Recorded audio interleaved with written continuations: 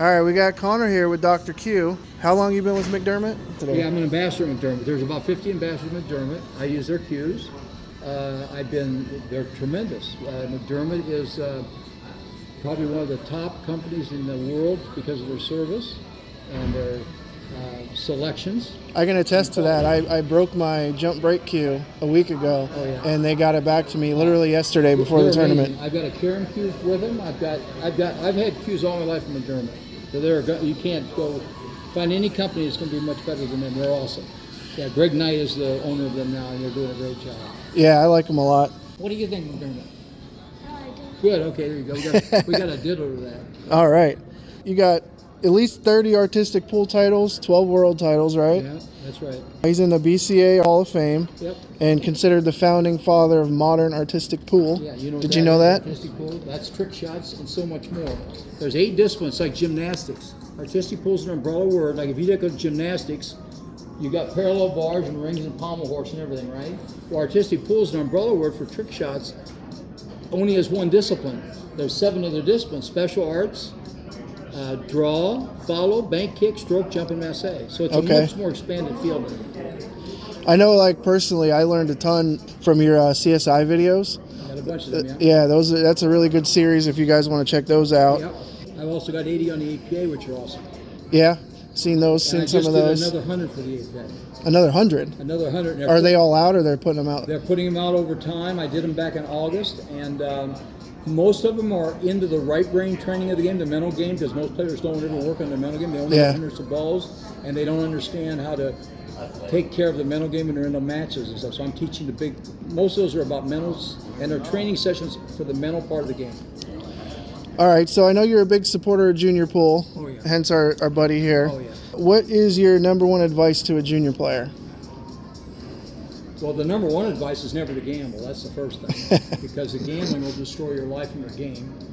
There are times where a lot of top players think that's the way to go, but the problem is there's a negative connotation to it. So that would be the number one thing. And I've got stories. I've had friends get killed because of it.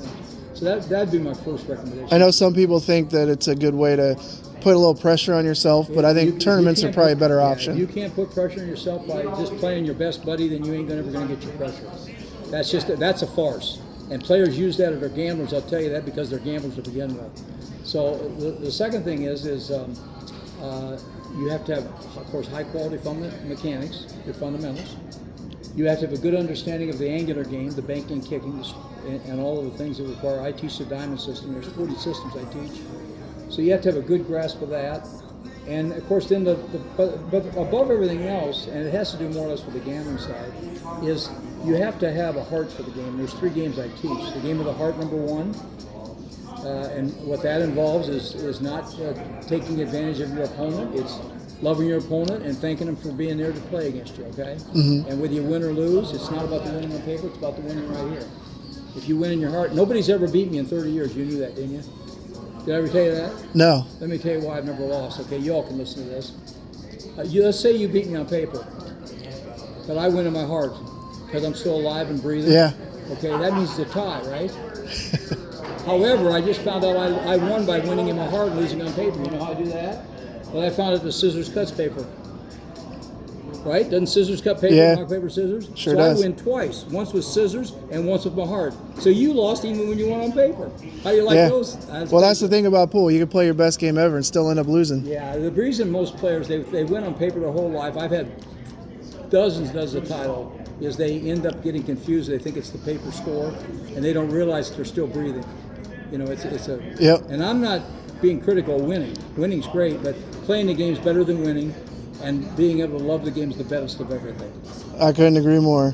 So when you were, say, getting more into playing at a higher level, what do you think caused the biggest jump? What elevated it the most? Like what change did you make, or what did you learn? I had a transition in my life when that happened. I realized that the game, I didn't own the game, it belonged to a higher power. And when I did that, I realized that my game became his game and not my game. So I wasn't playing for myself, I was playing to be an ambassador for him.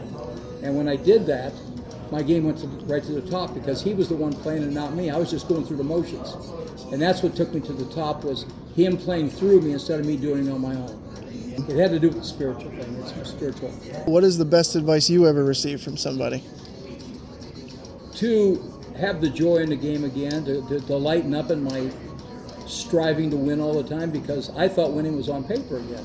Yeah. And that wasn't where the winning was. It was about being able to finish a match, giving it the best I had to play.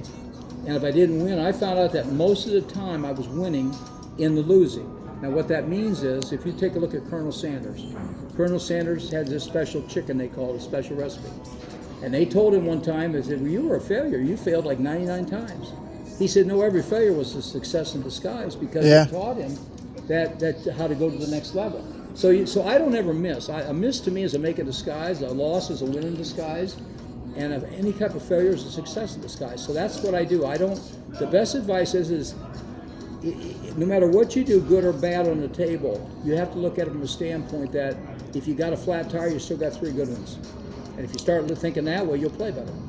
Absolutely. I think if more guys had your mindset, they'd be at least 3 or 4 balls better, That's why I'm teaching the mental game right now. That's right.